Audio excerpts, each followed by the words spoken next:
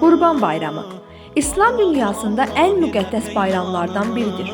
Bu bayram Həzrət İbrahim Peyğəmbərin Allaha olan itaətini xatırladır.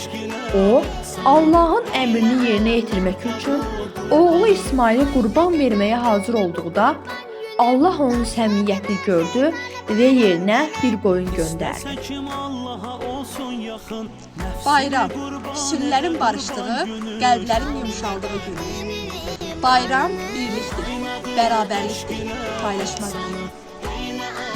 Bayramda ən gözəl hədiyyə xoş söz və təmiz ürəkdir. Qurban bayramınız mübarək.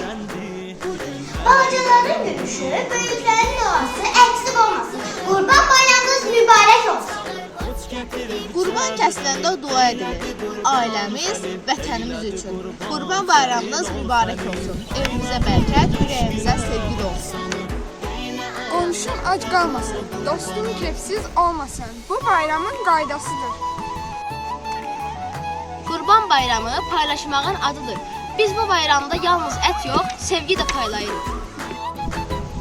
Qurban bayramınız mübarək. Ürəyiniz sevgi ilə dolsun. Allah qurbanlarınızı qəbul etsin. Sevinclə paylaşmağı unutmayın.